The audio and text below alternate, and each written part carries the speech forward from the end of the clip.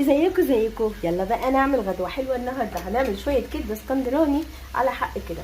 جبنا طاسه نزلنا بالزيت ومقطعين الكبده شرايح كده، ومعانا بقى ايه، معانا شويه طوب. يلا تمام، ومعانا كمان شويه فلفل سبايسي وبارد كمان.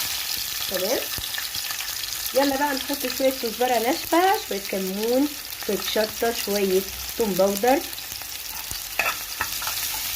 طب انتي ليه بتعملي؟ بصوا بقى يا بنات، دلوقتي اخدت لون كده جولد حلو قوي. ننزل بالكبده بقى. الكبده ما بتتغسلش يا بنات، احنا بنشيل الجلده اللي بره ديت عشان ما تتناش الكبده مننا كده وتاخد شكل مش كويس. احنا بنشيل الايه، الجلده بتاعتهم بره. دلوقتي بقى زي ما انتم شايفين كده بنقلبها كده على الهادي.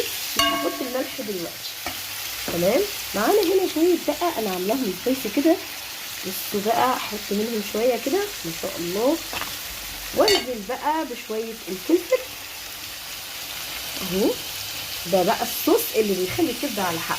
وبقيه الثوم اللي فاضل انا مش عايزاه محمر، انا بس الجلد ده عشان الزيت بتاعه يدي ريحه الكبده كده لما بتعدي من عند مصطفى ابو شهره بتاع الكبده في اسكندريه او الفلاح او الحارس والناس دي.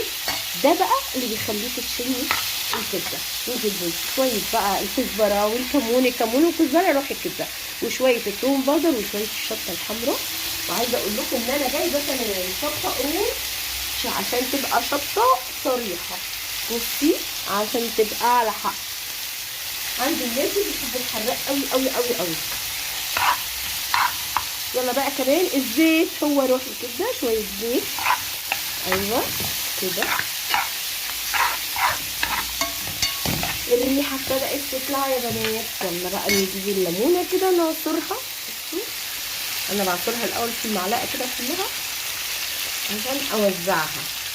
عايزه اقول لك ان الفص بتاع الليمون انا مش برميه، بسيبه ياخد كده ايه، ياخد الريحه بتاعته والطعم بتاعته في الكبده. وكده ما بتغيبش على النار. الكبده بتاخد اقل من ربع ساعه، ما بتاخدش كتير. شايفه قولوني الشطه اللي سبايسي دي بتودي الكبده في حته ثانيه. انت ناسيه ايه يا هلا؟ ناسيه الملح؟ لا مش ناسيه. انا حبيت انها تتشبع بالحاجات دي قبل ما تتشبع بالملح عشان ما تبقاش حادقه مني. شويه كده على حق يا بنات، جامده جدا جدا. دلوقتي بقى خلصنا. بصوا بقى السندوتشات، حرش ده بقى ولا مصطفى بشعره ولا الفلاح ما تعرفيش. بصي الجمال، حاجه كده جامده. وكمان عملت الصوص بتاع سويت شيلي، حاجه جامده جدا جدا جدا. اتفضلوا معانا.